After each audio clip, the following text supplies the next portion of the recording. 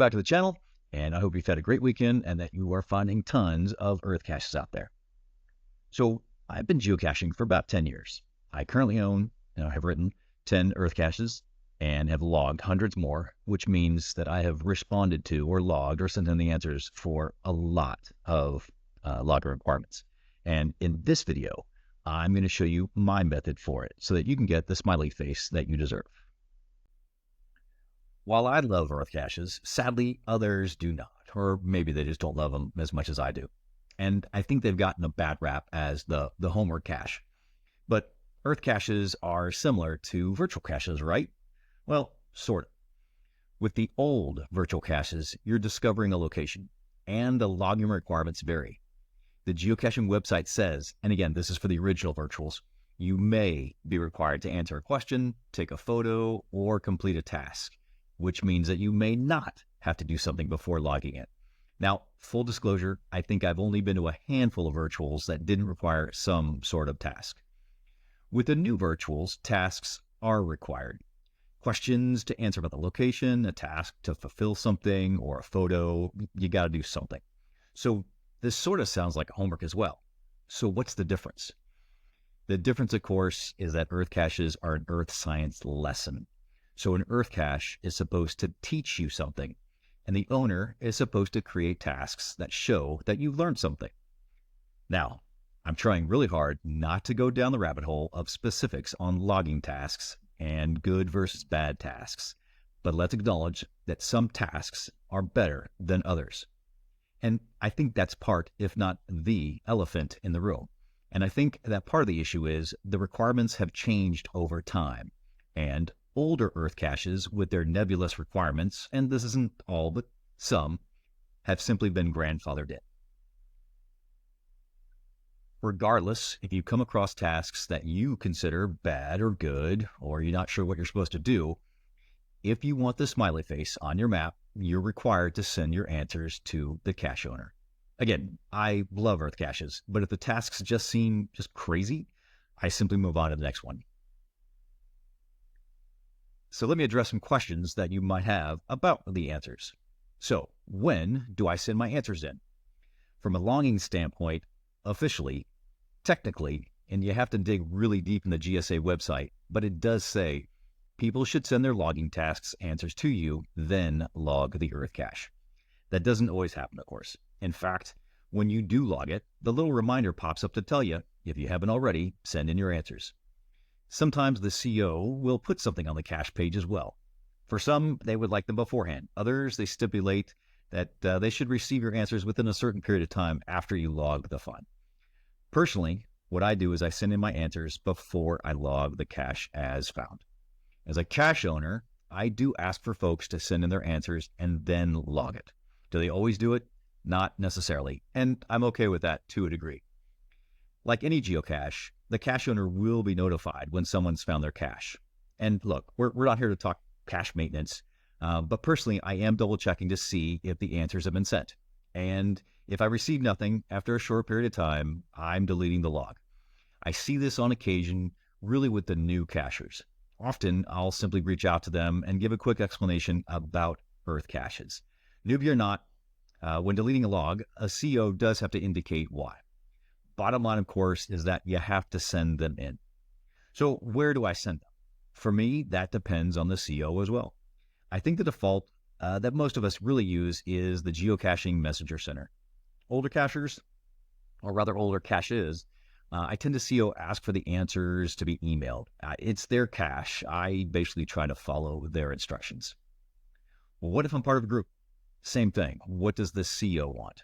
For my earth caches, I'm very okay with one person sending in the answers for the group and with a group photo.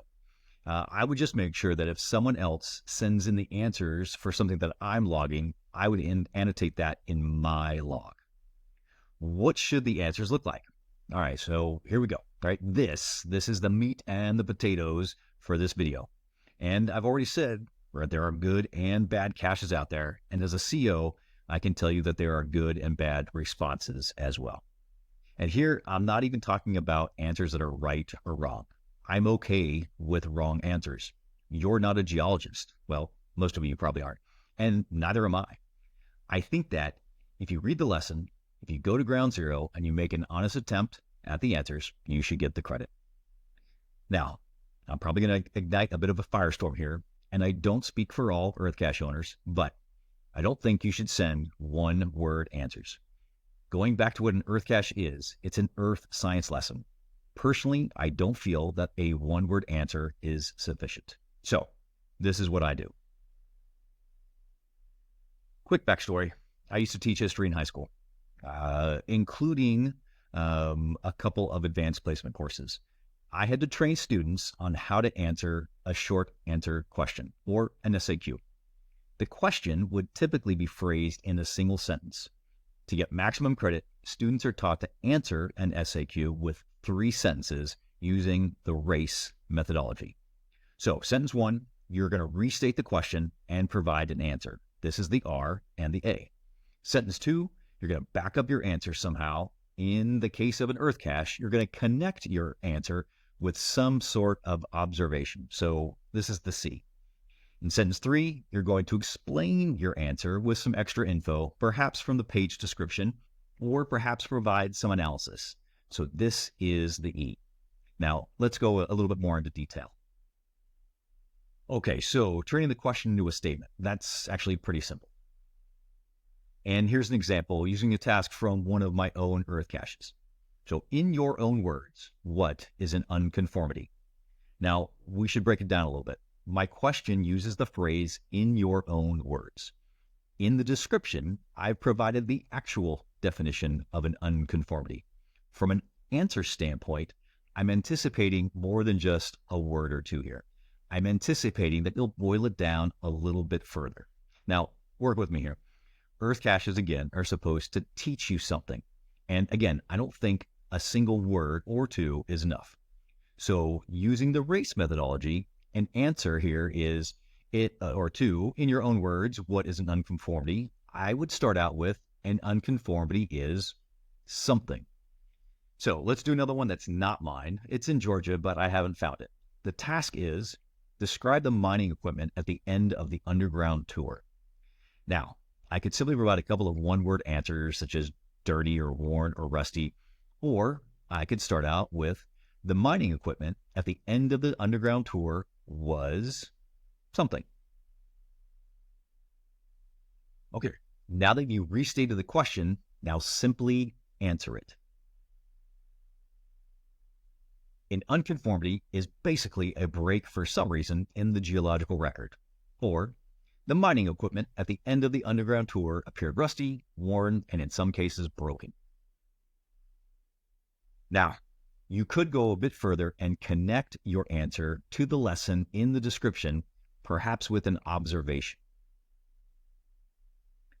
An unconformity is a break for some reason in the geological record. From ground zero, I can observe that there isn't an even line between the formations of sedimentary deposits. Or, for the other one, the mining equipment at the end of the underground tour appeared rusty, worn, and in some cases broken. The mining equipment included a pick, a shovel, and a cart. Now, if you want to go for that gold star, you could also provide an explanation as well. So are you going to be able to use this in every time? No. Well, maybe part of it. Do I use it every time? Every part of it? Not necessarily. Often I may omit the explain sentence, but this really means that you can provide a well-informed answer with just 2 sentences. To me, using this format, there's no doubt that learning has occurred. Okay, so here we go. Now we're going to go into explain by adding, this indicates that at some level, the sea level is lowered and erosion occurred before rising again, creating the top formation through deposition. You've just explained your observation, and you can possibly find this information back in the lesson on the cache page. Now, for the other one, the mining equipment at the end of the underground tour appeared rusty, worn, and in some cases broken. The mining equipment included several picks and shovels and a cart. The deteriorating condition of these tools is a testament to the heavy use that must have occurred at some point. Now, honestly, isn't that just better than sending a break or rusty and worn? So here's my thing. To create an EarthCache, typically the cache owner is putting in some time. Those of us that find them Can't we just take a small bit of time to provide a thought out answer? I get it though, right? You're busy. This method though, it really doesn't take that much time. Again, do I answer every question every time this way, or is it applicable to every task? It's not. But I think this is a good method to potentially start from, if you will. Photo requirements. Okay, so we talked about evolving requirements. Now, a few years ago, the guidelines were modified, again, specifically on the requirement of photos. Previously, I could ask you for a photo, but it had to be optional. Now, an owner can require a geocacher to provide a photo, but there are some caveats. First, there must be other well-developed logging tasks. And in my EarthCache Writing 101 course, I teach that you can't go wrong with tasks revolving around some observation and analysis, because that's what EarthCaches are supposed to do. In the photo, cachers don't have to show their face. A personal item has to be sufficient.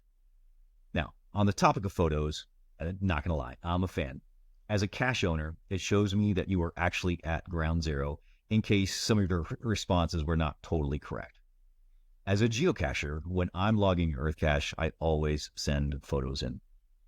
Again, I've logged hundreds of EarthCaches, and between the way I format my answers and by providing a photo, I've never had an issue with a CO deleting my log.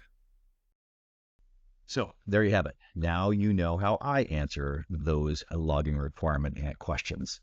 And I can't wait to hear how you do it. Are you bare bones? Are you super in depth? Are you somewhere in between? Maybe you have a method that I could acquire and use for my own as well.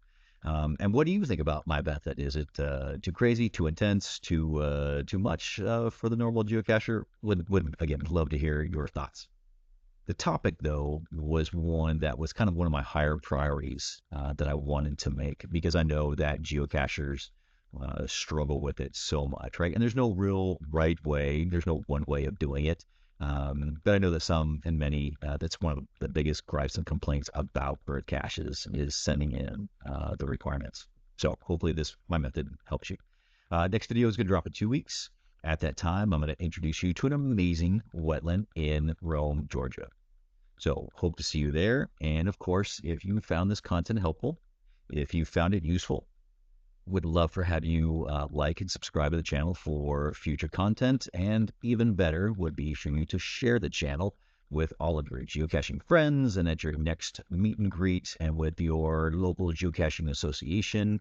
Would love to have them get in on the amazing content that I'm making for you all. Okay, take care.